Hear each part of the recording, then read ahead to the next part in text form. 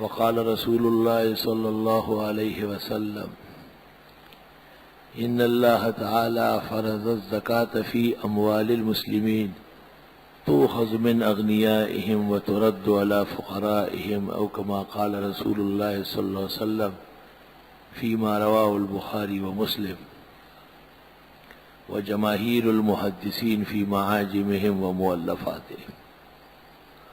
اللهم صل وسلم على عبدك ورسولك محمد وعلى آله وأصحابه وبارك وسلم علیہ. یہ تو سب مسلمانوں کو معلوم ہے کہ اللہ تعالیٰ نے ایمان کے بعد 4 ارکان دین کے فرض فرمائے ہیں: نماز، زکوٰۃ، روزہ اور حج. یہ بھی مسلمان جانتے ہیں کہ نماز یومیہ ہے، وقتیہ ہے، اور روزانہ 5 نمازیں ہیں، اور ہر مسلمان عاقل بالغ پر اللہ نے فرض فرمائی ہے. الفرض کالقرض، فرض کا معنی یہ ہے کہ جب تک ادا نہ ہو یہ ذمہ پر رہے گی، اور اس کی تاخیر سے مومن عند اللہ مجرم سمجھا جائے گا.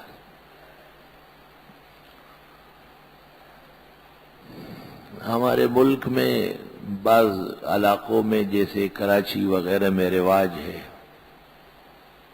کہ زکوٰۃ رمضان شریف میں نکالی جاتی ہے، اس لیے زکوٰۃ کے مسائل اس مہینے میں زیادہ پوچھے جاتے ہیں.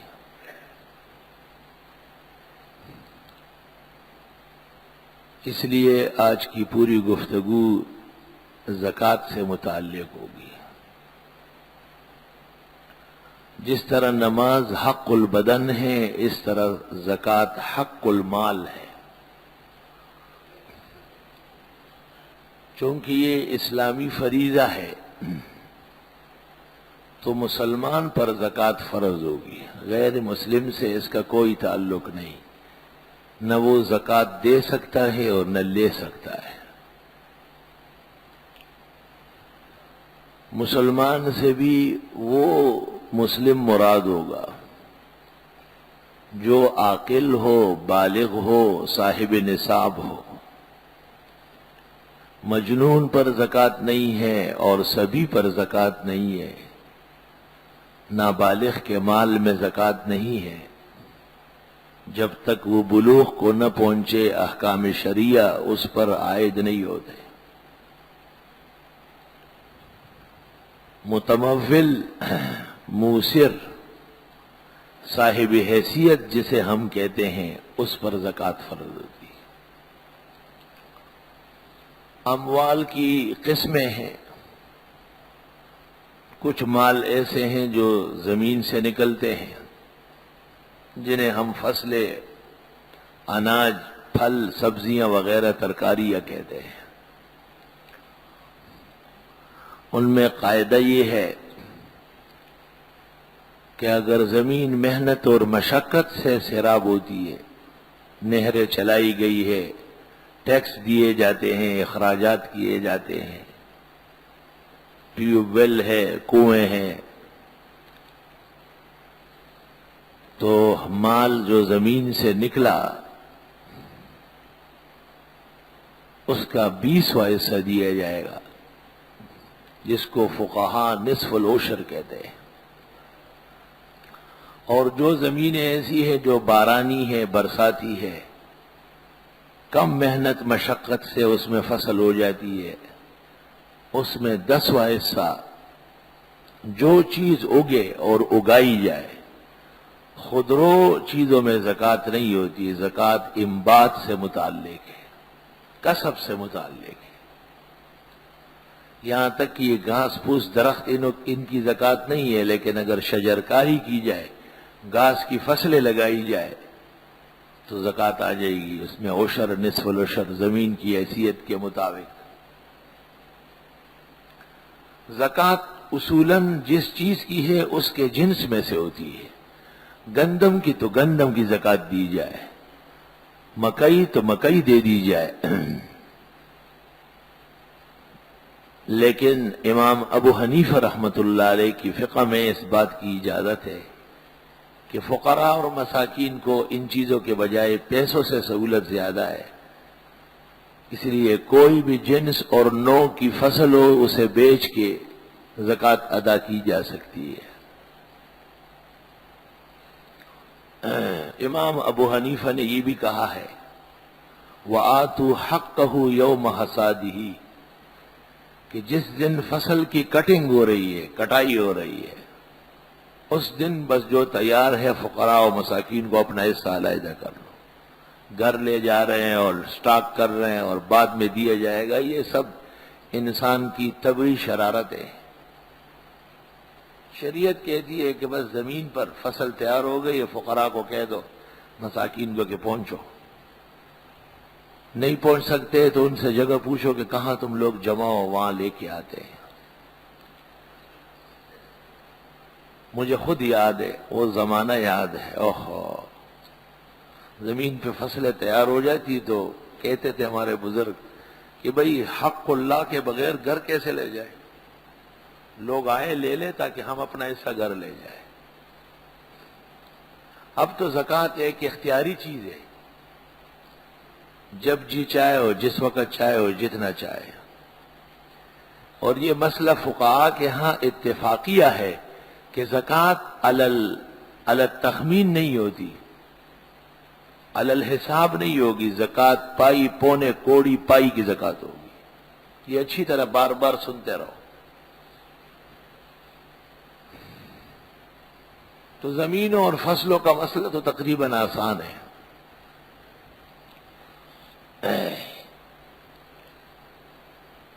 لیکن دوسرے اموال اس میں بنیاد سونا اور چاندی ہے۔ سونے کا شرعی نصاب 20 مثقال ہے، 20 مثقال مساوی ہے 7.5 تولے سونا، اور چاندی کے 200 درہم مساوی ہے 52.5 تولے چاندی، انگریزی تولے کے اعتبار سے۔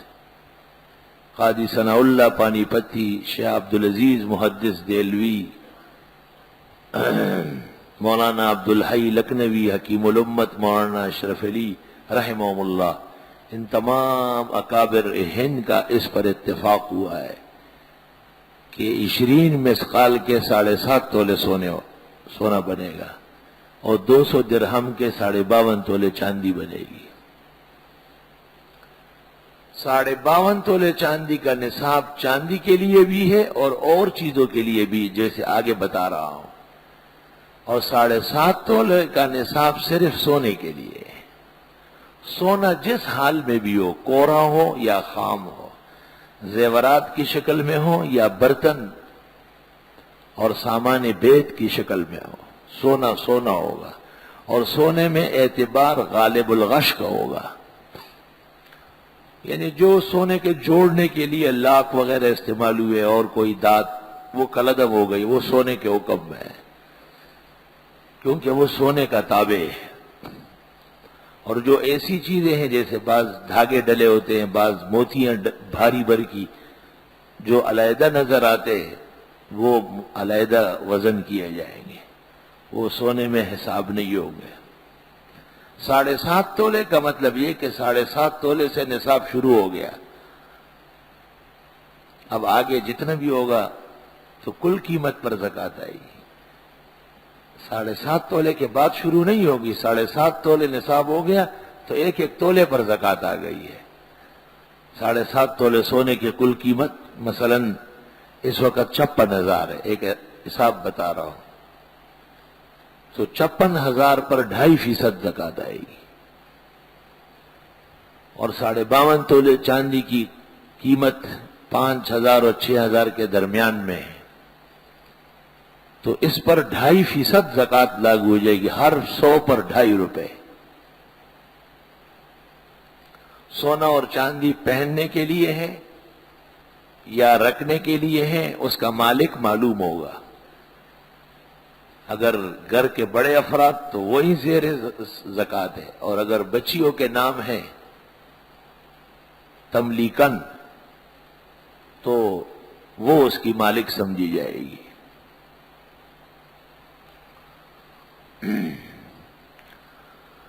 اگر 7.5 تولے سونا کسی کے پاس نہیں ہے،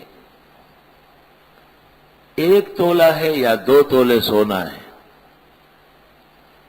لیکن اور رقوم بھی موجود ہے، کچھ چاندی بھی ہے، تو اب اس پر بھی زکوٰۃ آ جاتی ہے، کیونکہ اس کی قیمت 1 تولے سونے کی قیمت 52.5 تولے چاندی سے زیادہ ہے۔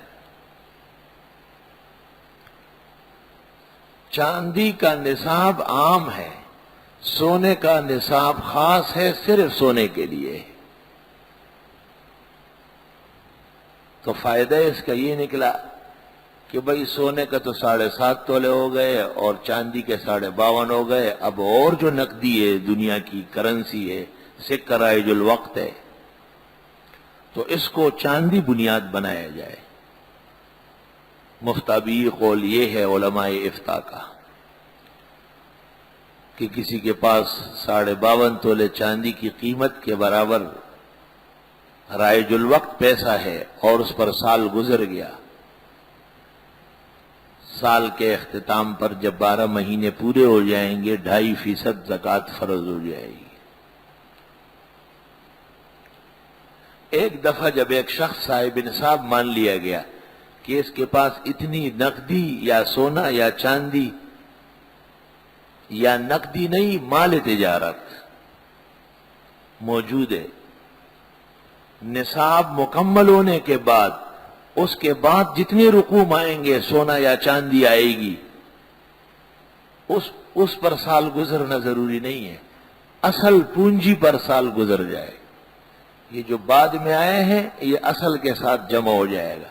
مثلا ایک آدمی کے پاس 52.5 تولے سونا یا 52.5 تولے چاندی سال بھر ہے، لیکن 2 تولے سونا یا 10 تولے چاندی 1 مہینے پہلے آئی ہے، کل کے کل پر زکوٰۃ ہوگی۔ یہ نہ کہا جائے کہ یہ 2 تولے سونا یا 10 تولے چاندی تو 1 مہینے پہ نہیں، کل پر نصاب گزر چکا ہے، ہولا نے ہول ہو چکا ہے۔ چنانچہ اس کا فائدہ یہ ہوا کہ گزشتہ سال رمضان شریف میں ایک شخص کے پاس 5,000 روپے تھے یا 6,000، ضرورت سے زیادہ، لیکن اس سال رمضان شریف میں جب وہ حساب کرنے لگا تو 50,000 روپے ہو گئے۔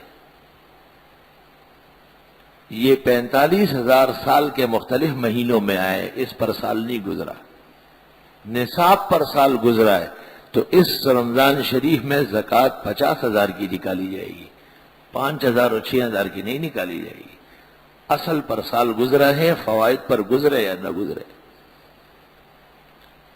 اس کی عکس صورت بھی ہوگی کہ گزشتہ سال ایک شخص کے پاس 50 لاکھ روپے تھے رمضان شریف میں، اس رمضان شریف میں اس کی پونجی اور مال تجارت اور سرمایہ 50,000 رہ گیا ہے، زکوٰۃ 50,000 کی ہوگی، 50 لاکھ کی نہیں ہوگی، وہ تو سال میں ختم ہو گیا ہے۔ اگرچہ 11 مہینے پہلے بھی کچھ جا چکا ہے، 10 مہینے پہلے بھی، 8 مہینے، 1 مہینہ، ابھی 10 دن پہلے بھی جا چکا ہے، سال پورا ہونے سے پہلے نصاب گٹ گیا ہے، اور سال کے اختتام پر جو نصاب ہوگا اس کا اعتبار ہوگا۔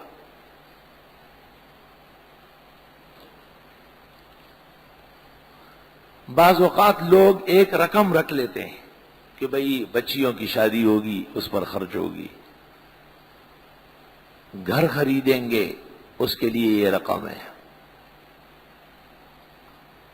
تو سال گزر گیا، اس پر مال وہیں کا وہی پڑا رہا، بچی کی کبھی شادی ہوگی زکوٰۃ آتی رہے گی، گھر بنا نہ سکا اور نہ پیسے کو پلاٹ میں، سریے میں، سیمنٹ میں مشغول کر سکا، رقم کی رقم پڑی رہی اور سال گزر گیا، زکوٰۃ کل کے کل رقم پر آ جائے گی۔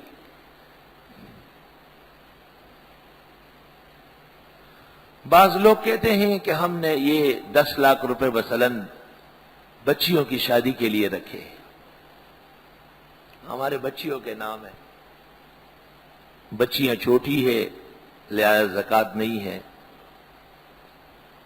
تو پوچھنا یہ کہ جب ان کو ضرورت ہوگی اپنے کسی کام میں تو یہ کسی سے پوچھیں گے؟ بس پتہ چل گیا کہ یہ بچی کے نام ہے، بچی کی ملکیت نہیں ہے، تصرف نہیں ہے اس کا، بددستور ماں باپ کی رقم ہے، اللہ کے حق سے بچنے کے لیے دروغ گوئی سے کام نہ لے۔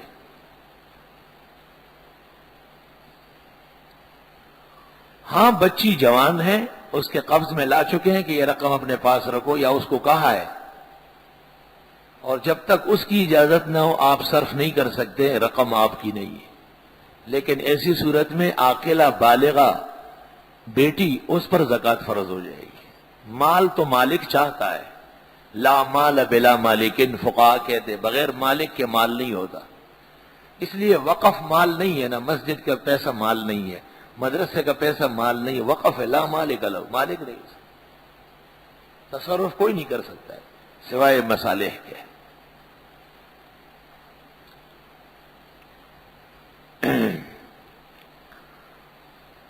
گھر پر، جائیداد پر، زمینوں پر، پلاٹوں پر، کوٹھی اور بنگلوں پر کسی قسم کی کوئی زکوٰۃ نہیں ہے۔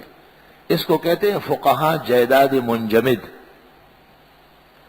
اس کے حواصل ہو، پڑے رہیں، سال گزر جائے، زکوٰۃ آئے گی۔ کسی نے 20 لاکھ نہیں 20 کروڑ کی کوٹھی خریدی ہے، جب کبھی اس کو ضرورت ہوگی، اس کی ملکیت ہے، زکوٰۃ نہیں ہے اس رقم کی۔ یہ ایسی ہے جس طرح کسی کے 20 کروڑ کی زمین ہے، فصلوں پر زکوٰۃ ہے، زمین پر زکوٰۃ نہیں ہوتی۔ اس کو ہم فقہ میں جائیداد منجمد کہتے ہیں، ایسی جائیداد اور پیسہ جو جام ہو جائے، منجمد ہو جائے۔ اس کی ایک مثال فقہا نے لکھی ہے کہ ایک شخص نے 5 لاکھ روپے کی دکان خریدی اور اس میں فرنیچر، ضروریات سب ڈال دی، دکان سج گئی، خوبصورت دکان بنائی اس نے۔ 5 لاکھ روپے کا سودا خریدتا ہے اور بیچتا ہے۔ یہ 5 لاکھ جو پہلے کے ہیں، دکان بما فرنیچر وغیرہ، یہ جائیداد منجمد ہے، اس کی زکوٰۃ نہیں ہوتی۔ یہ 5 لاکھ جو چل رہا ہے، رننگ پر ہے، اس کی زکوٰۃ آئے گی۔ سال جب پورا ہو جائے گا، 5 لاکھ بما فوائد کے، 5 لاکھ بما نفی نقصان اور قرضے کے، زکوٰۃ آ جائے گی۔ قرض 2 قسم کا ہے، ایک قرض معلوم اور دوسرا قرض نامعلوم۔ قرض معلوم ایک شخص کو ہم نے پیسہ دیا ہے، وہ اقرار کر رہا ہے، اس نے دینا ہے، انکار کی کوئی وجہ نہیں ہے، وہ رقم ایسی جیسے ہمارے پاس ہے وہ رقم۔ سال کے اختتام پر ہم نے جن لوگوں کو قرضے چڑھائے ہیں، وہ سب قرضے ہمارے نقد کے حکم میں ہیں، ہم پر بددستور اس کی زکوٰۃ فرض ہے۔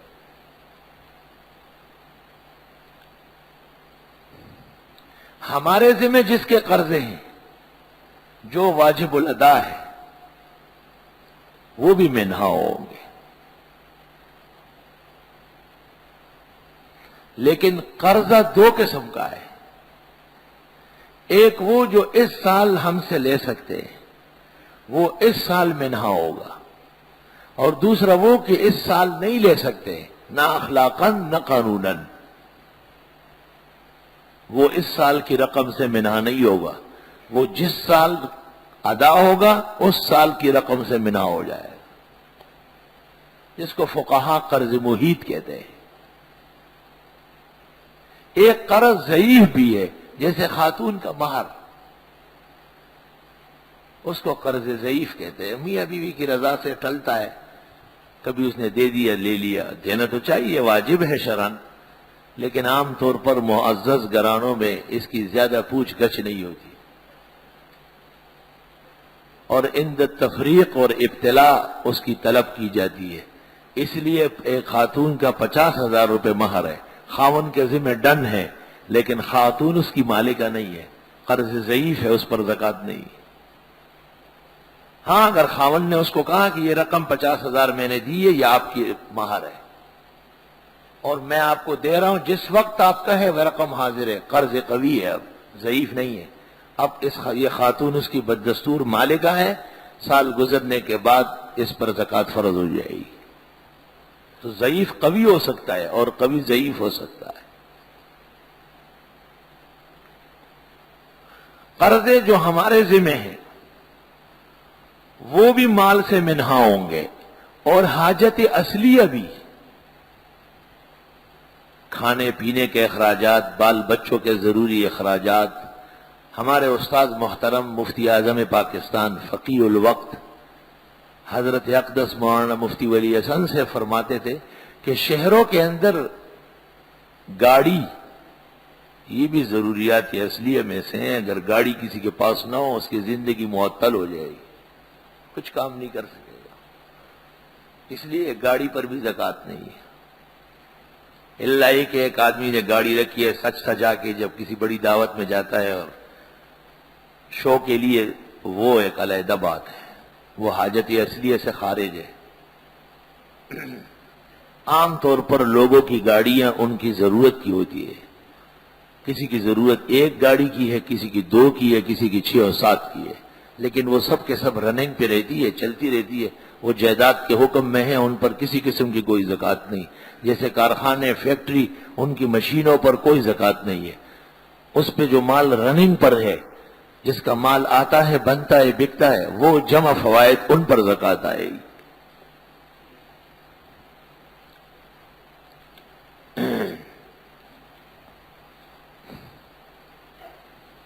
لا الہ الا اللہ وحدہ لا شریک لہ۔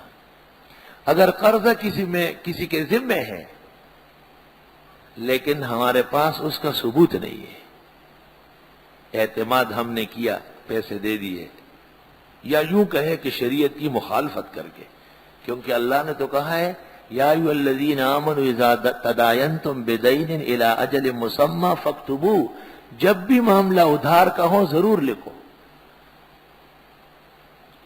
اور فرمایا سستی نہ کرو، صغیرا کان او کبیرا، چھوٹا معاملہ ہو یا بڑا ہو، لکھو، گواہ مقرر کرو۔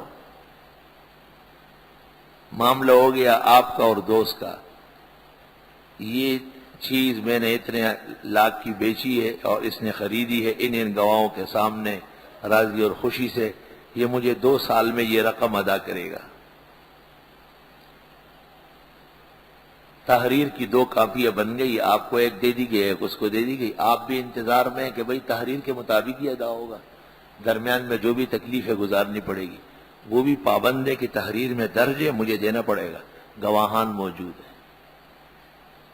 تو وقتی سہولت کی، جی کوئی بات نہیں، کوئی بات نہیں، چلتے، کوئی بات نہیں، یہ سارے قتل و غارت گیری مال پہ ہو رہی، ساری دنیا جو لوٹ رہی ہے مال کے نشے میں، اور اس کی طلب و حرص میں برباد ہو رہی ہے۔ ہاں الا ان تکون تجارتا حاضرتا تدیرونہا بینکم، اگر نقد کا سودا ہے یہ لو اور یہ دو، چلو اگر اس میں نہیں لکھا گیا تو کوئی ایسی بات نہیں، سنت طریقہ اس میں بھی ہے کہ اس میں بھی اختلاف ہو سکتا ہے۔ بات کبھی آدمی قرضہ دے دیتا ہے، قرضہ جب آدمی لیتا ہے بڑے شوق سے لیتا ہے، تیار پیسہ ہوتا ہے کسی کا، لیکن جب اس کی ادائیگی کا وقت آتا ہے تو اس کو بہت غصہ آتا ہے، کہتا ہے ہاں اس کو بھی وہ پیسے واپس کرنے پڑیں گے نا، ایسے جیسے یہ اس کو خیرات دے رہا ہے۔ اس لیے ایک شخص سے جب کسی نے کوئی قرضہ مانگا کہ مجھے اتنے پیسے دے دو، اس نے کہا ٹھیک ہے، جب پیسے دینے لگا تو اس کے ساتھ ایک پتھر بھی دینے لگا۔ اس نے پوچھا کہ یہ کیا چیز ہے؟ کہا یہ جس وقت میں آپ سے دوبارہ اپنا یہ قرض مانگوں گا نا تو آپ کو بہت تکلیف ہوگی، تو مجھے مارنے کے لیے پتھر ڈھونڈیں گے تو یہ تیار رکھ لے، آپ کہیں جانے کی ضرورت نہیں ہوگی۔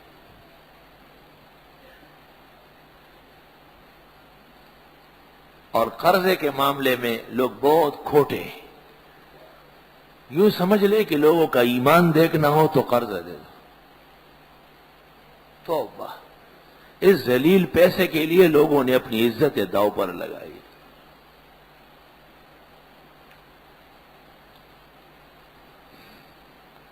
اس لیے ادیب لوگ کہتے ہیں کہ القرض مقراض المحبہ، دوستی اور تعلق منقطع کرنے کا ذریعہ یہ ہے کہ قرضہ دے دو اسے، وہ وقت پر دے گا نہیں، آپ کے دل میں بغض بیٹھ جائے گا کہ میں نے کس خوشی سے اس کا کام کیا، یہ مجھے کیسے پریشان کر رہا ہے۔ اور لوگوں کی دینی تربیت ہوئی نہیں ہے، مکان میں رہ رہے ہیں، مالک مکان اور رو رہا ہے کہ مکان خالی کرو. یہ کہتے ہیں جی قانون میں ہے کہ جب تک میں نہ جاؤں نہیں نکال سکتے. انگریز انسانیت کا دشمن، خونخوار بھیڑیا، بدترین کائنات، اولئک هم شر البریہ. اور حدیث صحیح میں ہے کہ جب کسی نے کوئی چیز قبض کر لی اور یہ دیتا نہیں، لا يقبل اللہ له فرضا ولا نفلا، نہ اس کے فرض قبول ہوں گے نہ نفل قبول ہوں گے.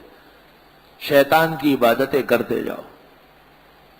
شیطان نے آسمان میں کوئی جگہ نہیں چھوڑی، سجدہ کیا، لیکن جب وقت آ گیا عزت کا تو ہمیشہ کے لیے ذلیل ہو گیا ہے. تم دوسرے کے مکان میں رہ کے اسے قبضہ کر کے اور اس کی رضا کے بغیر آپ اس میں رہ رہے، تم اللہ پر ایمان نہیں رکھتے. سچی بات یہ ہے کہ آخرت کے منکر ہو. اگر اس مکان میں رہتے ہوئے آپ کی موت آ گئی تو جنازہ وہیں، وہ کسی نے کسی کو کہا تھا نا کہ بھئی یہ کون سا جنازہ ہے، کہا یہ پنڈت کا جنازہ جا رہا ہے، پنڈت کا جنازہ جا رہا ہے. وہ ادھر جلتا ہے اور یہ آگے جا کے جہنم میں جلے گا، بچے گا نہیں.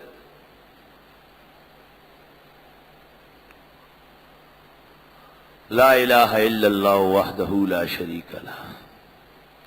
لوگوں کی چیزیں لینا، قبض کرنا اور ان کی مرضی کے خلاف استعمال کرنا، شریعت یہ کہتی ہے لا یحل مال امرئ مسلم الا من طیب قلبی. اس کے پیر پکڑو، جرگہ لے جاؤ، معافی مانگو، راضی کر لو انہیں کہ میرے پاس مکان دوسرا نہیں ہے، میں 5-6 مہینے کا بھیک مانگتا ہوں آپ سے، تاکہ وہ کہہ دے کہ ٹھیک ہے. 6 مہینے نہیں، 7 مہینے. اللہ. لوگوں کو بھی چاہیے کہ لوگوں کے جھگڑے چھڑائے. ایک صحابی کے گھر میں درخت تھا، اس کے پتے دوسرے گھر میں گرتے تھے. انہوں نے شکایت کی کہ اس کے پتوں سے ہم بہت تنگ آئے ہیں. آپ نے اس سے فرمایا کہ یہ درخت کاٹ سکتے ہو، تو وہ رو پڑا. اس نے کہا اس میں پھل آتا ہے، وہ ہم کھاتے ہیں، اس کے چھاؤں میں ہم سب بیٹھتے ہیں. تو آپ نے ارشاد فرمایا کہ اچھا میں اس کو دوبارہ کہتا ہوں کہ وہ برداشت کر لے، وہ کچھ نہ کہے. تو ایک شخص اور بیٹھا تھا، اس نے آپ سے اجازت لی کہ حضرت میں وہ گھر خریدتا ہوں اور درخت والے کو ہبہ کرتا ہوں، دونوں گھر اس کے ہو جائے. تو آپ نے ارشاد فرمایا میری نبوت کے دور میں ایسا احسان میں نے نہیں دیکھا ہے جو تم نے کیا ہے. جھگڑا چھڑا لیا نا. وہ بہت عقل مند تھا، وہ فوراً اٹھا، اس کے پاس گیا، گھر کتنے کا ہے؟ اس نے کہا اتنے دینار کا. کہا 10 دینار زیادہ لے لو، گھر مجھے دو. اور اس شخص کو کہا گھر دونوں آپ کے، کیونکہ آپ درخت کٹواتے نہیں ہیں.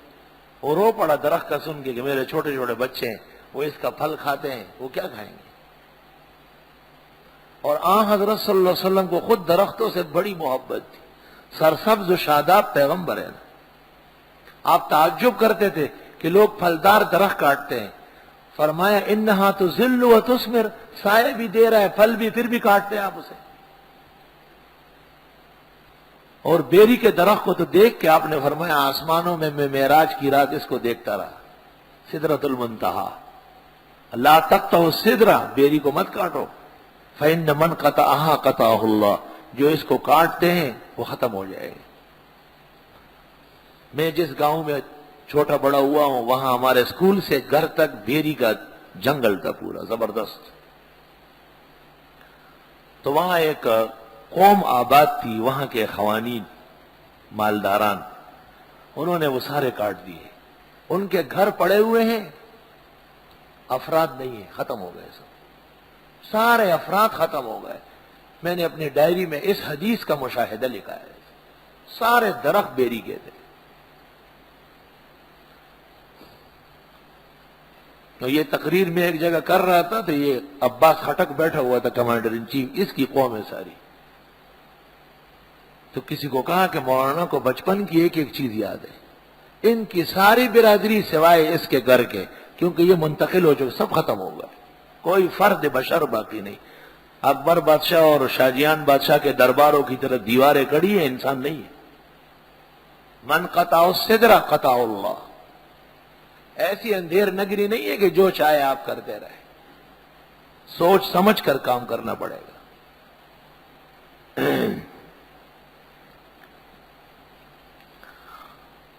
ایک شخص نے زمین بیچی تو زمین کے اندر درخت ہے.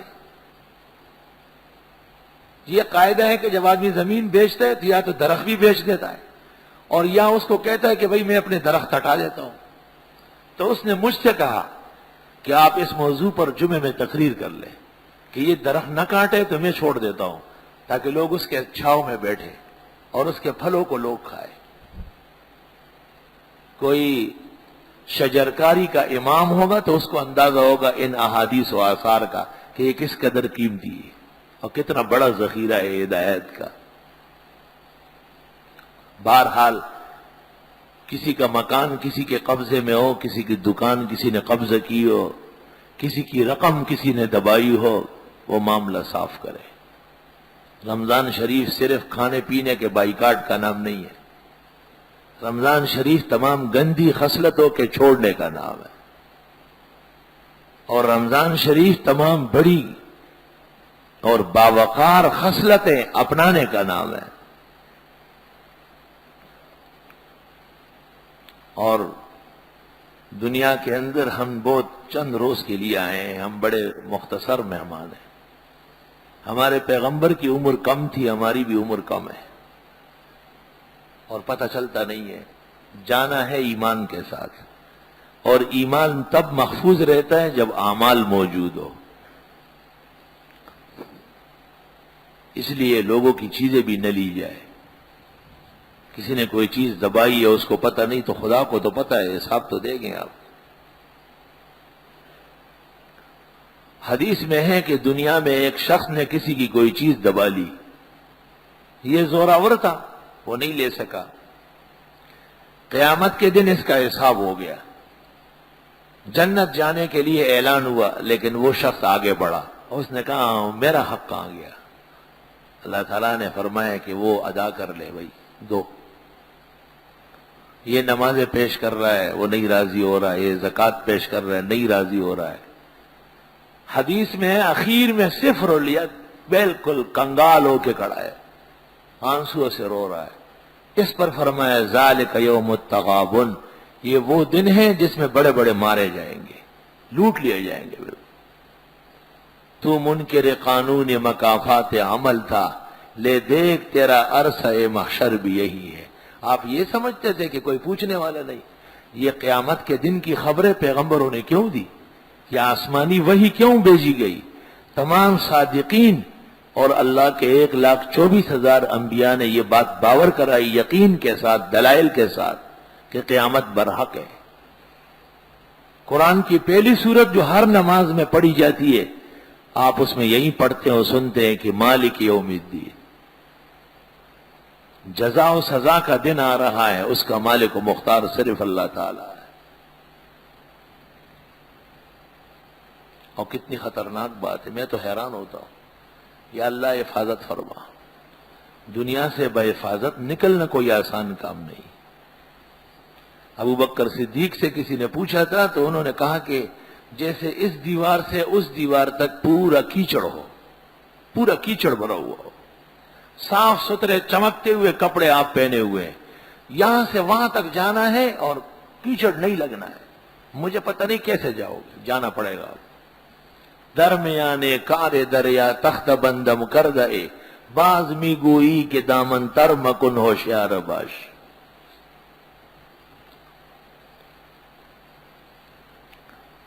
غزوہ خیبر کے موقع پر رسول اللہ صلی اللہ علیہ وسلم کے خاص خادم ہیں اور آپ کے گھوڑے کو صاف کر رہا تھا.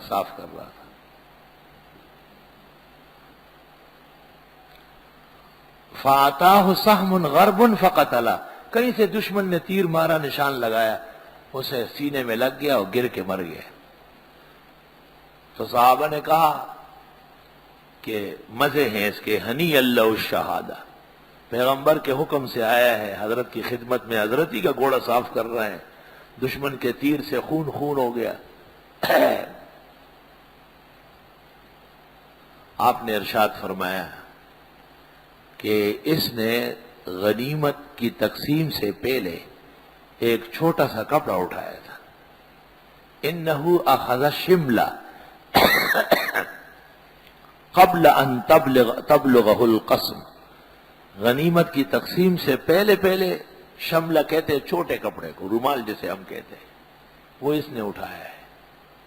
اور حضرت نے فرمایا کہ اب اس کو آگ میں گرم کیا جا رہا ہے اور اس کو داغا جا رہا ہے، اور آپ نے ارشاد فرمایا کہ میں حیران ہوں کہ یہ کیسے بچایا جائے، چھوٹا سا کپڑا۔ یہاں نمازی غریب نماز پڑھ کے جاتے ہیں، اب کھڑے رہتے ہیں، مجھے کہتے ہیں کہ جوتا نہیں ہے، یہ جوتا آسمان پہ جاتا ہے، کہاں جاتا ہے؟ یہ لوگ ہیں نا جو اٹھاتے ہیں، ان کو آخرت پر ایمان ہونا چاہیے، نماز خدا کی بڑی، جوتا لوگوں کے اٹھا رہا ہے۔ یہ پنڈلیاں اور یہ پیر دوزخ میں جلیں گے۔ بغیر جوتا پہنے چلتے ہوئے ہم نے بزرگوں کو دیکھا، لیکن کسی کا جوتا پہننا جائز نہیں بغیر اجازت کے۔ میں مانتا ہوں کہ غلطی ہو سکتی ہے اور غلطی معاف ہے، لیکن احتیاط بھی واجب ہے۔ امام ابو حنیفہ کہتے ہیں امور میں احتیاط واجب ہے۔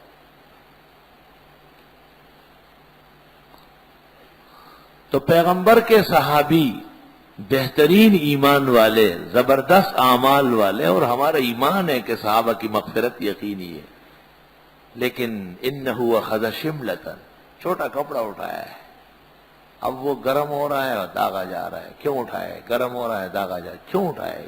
گرم ہو رہا ہے داغا جا رہا ہے۔ لا الہ الا اللہ وحدہ لا شریک، استغفر اللہ۔ تو ایک چھوٹا کپڑا بغیر اجازت شرعیہ کے اٹھانے والے کو سزا ہو رہی، حالانکہ وہاں یہ امکان ہے کہ غنیمت تقسیم ہو جاتی ہے اور اس شخص کے حصے میں یہ کپڑا آ جاتا، یہ امکان ہے، لیکن اس طرح ہونے سے پہلے اٹھا لیا۔ مگر لوگوں کا گھر دبا کے، زمینیں دبا کے، دکانیں چھین کر، چیزیں مار کر، اس میں کیا احتمال ہے آپ کے مالک بننے کا؟ کس طرح اپنا سینہ اژدہا کی طرح ڈالا ہوا ہے اور مطمئن ہے، اور جی صفوں میں کھڑا ہے اور نمازیں پڑھ رہا ہے اور روزے رکھ رہا ہے۔ اس کا یہ مطلب نہیں کہ آپ نماز روزے زکوٰۃ چھوڑ دیں کیونکہ آپ نے حق دبایا، حق ادا کر لیں۔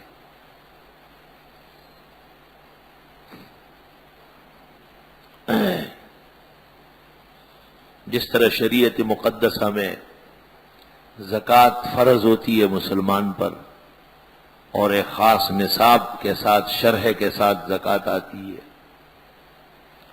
اس طرح شریعت مقدسہ میں اللہ نے خود سورۃ توبہ قرآن کریم کے 10ویں پارے میں انما الصدقات للفقراء والمساکین، زکوٰۃ کو اللہ نے خود تقسیم کیے کہ ان لوگوں کو زکوٰۃ دیا۔ رسول اللہ صلی اللہ علیہ وسلم نے تو یہاں تک ارشاد فرمایا کہ اللہ تعالیٰ نے کسی کا دخل برداشت نہیں کیا، خود زکوٰۃ کے مستحقین گنوا دیے، فقراء کو دو، مساکین کو دو، ناداروں کو دو، مسکینوں کو دو، مسافروں کو دو، مجاہدوں کو دو، طالب علموں کو دو۔ 8 اصناف بتائے ہیں، غلاموں کے آزاد کرنے میں خرچ کر لو۔ فقیر اس کو کہتے ہیں جس کے پاس کچھ بھی نہیں، من لا قوت یومہ، جس کے پاس ایک دن کا کھانا نہیں ہے، صبح کھا لیا رات کا، یہ فقیر ہے۔ صحیح تعریف یہ ہے، کنز ونز کی باتیں ٹھیک نہیں ہیں۔ اور مسکین اس کو کہتے ہیں کہ ہے تو صحیح لیکن ضرورت کے لیے کافی نہیں، ضروریات بہت زیادہ ہے، تنخواہ لے رہے ہیں، تھوڑی بہت آمدنی بھی کہیں سے آ رہی ہے لیکن خرچہ زیادہ ہے اور یہ ناکافی ہے، اس کو کہتے ہیں مسکین۔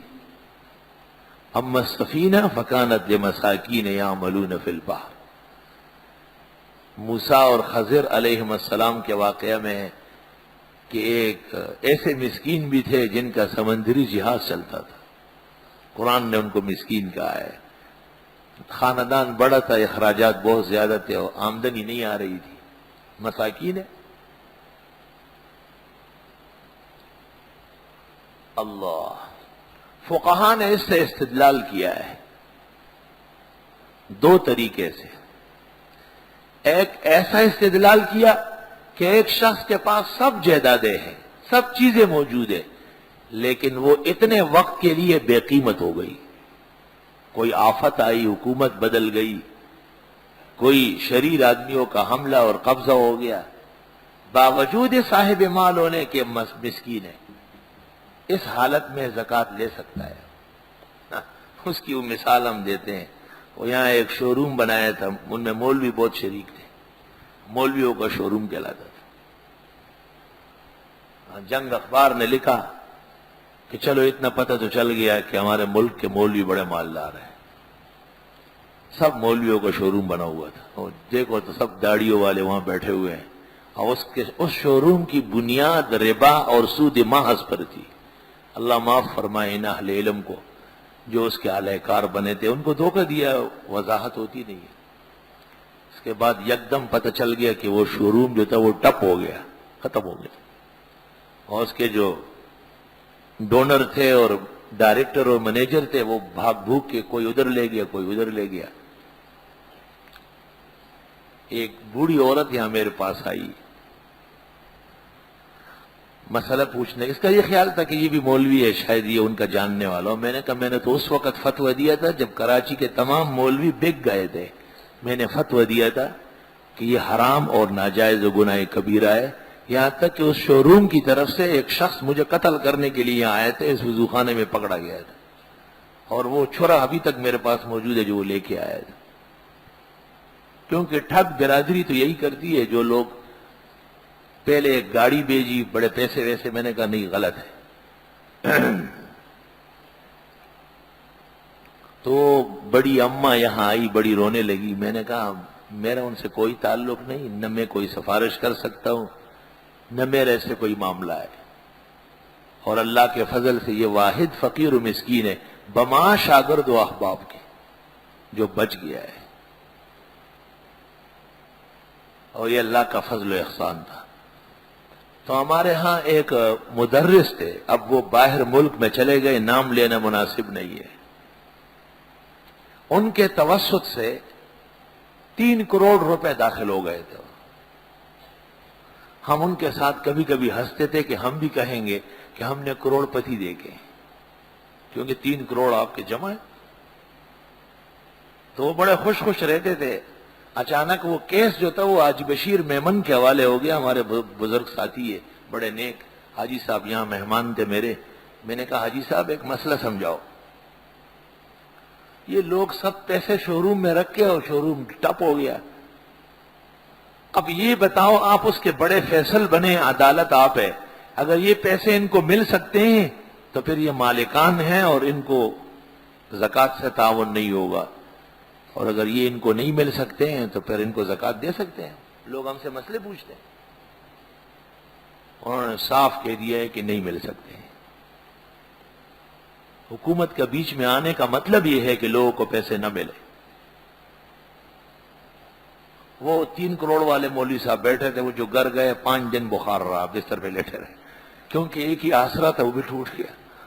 میں نے اسے کھلوایا کہ چلو وہ تو اس کی ایک رائے تھی، ممکن ہے دوسرا ججمنٹ ہو جائے، مل جائے. نستغفرک اللہم ونسألک السلام والعافیہ، لا الہ الا اللہ وحدہ لا شریک لہ. پیسے کے مار اور پیسے کی چہل پہل اور اس کی پھر آفات اور تکلیفیں اسی حساب سے ہوتی ہے. شریعت اس لیے کہتی ہے کہ زکوٰۃ دو. یہاں لوگ آتے ہیں پوچھتے ہیں جی میری بیوی کے پاس سونا تو ہے لیکن زکوٰۃ کے لیے پیسہ نہیں ہے. ہم اس کو بتاتے ہیں کہ شریعت یہ کہتی ہے کہ جب سال گزر گیا تو اس سونے میں سے ایک ٹکڑا توڑ دو، بیچو اسے. شریعت پسند نہیں کرتی ہے کہ لوگوں کے پاس بہت سارا سونا ہو. شریعت کہتی ہے کہ اس کو ختم کرو. جیسے جیسے مال بڑھتا ہے شریعت سے اور آخرت سے توجہ ہٹتی ہے، اور آخرت برحق ہے. ہم تو آخرت جانے والے ہیں اور موت برحق ہے، اور وہاں پائی پائی کا حساب ہوگا۔ فَمَن يَعْمَلْ مِثْقَالَ ذَرَّةٍ خَيْرًا يَرَهُ وَمَن يَعْمَلْ مِثْقَالَ ذَرَّةٍ شَرًّا يَرَهُ۔ جس نے ذرہ برابر نیکی کی ہے وہ وہیں پائے گا، اور جس نے زیادتی اور ظلم کی اور حق دبایا وہ وہاں پائے گا۔ خیر یہ بات اس سے ہوئی کہ کبھی کبھی انسان 3 کروڑوں کا متسلط تھا لیکن مسکین تھا، وہ مسکین ہو گیا، پیسہ ڈوب گیا سارا۔ تو کسی کے پاس بالکل پیسہ نہ ہو، یا کسی کے پاس پیسہ تو ہے لیکن ضرورت کے لیے کافی نہیں ہے، تو اس میں پھر یہ تفصیل ہے کہ یہ شخص صاحب نصاب نہ ہو۔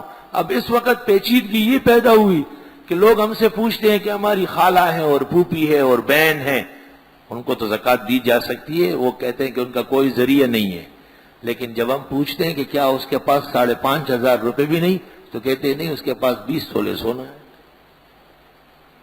بھئی وہ کیسے مستحق بنے گی؟ وہ تو خود صاحب نصاب ہے، زکوٰۃ دے گی۔ پھر وہ یہ کہتے ہیں کہ جی اگر ہم اس کو زکوٰۃ نہ دے تو بس وہ مر جائے گی، سونا تو پڑا رہے گا۔ وہی سونا تو اس مقصد کے لیے ہے کہ اب 20 تولے ہیں، اگلے سال 15 ہو جائے، اس کے بعد 10 ہو جائے، جب 7 سے نیچے ہو جائے شاید نصاب ختم ہو جائے۔ اس لیے تو 32 روپے آٹھانے آپ مہر مقرر کرتے تھے کہ 33 روپے کے 7.5 تولے سونا آتا تھا، تو لوگوں نے کہا کہ بھائی 7.5 تولے سونے پر قربانی بھی واجب ہو جائے گی، فطرہ بھی، زکوٰۃ بھی، آدھا تولہ کم کر لو، 32 روپے آٹھانے۔ اس وقت کے 32 روپے آٹھانے اب بھی چل رہا ہے۔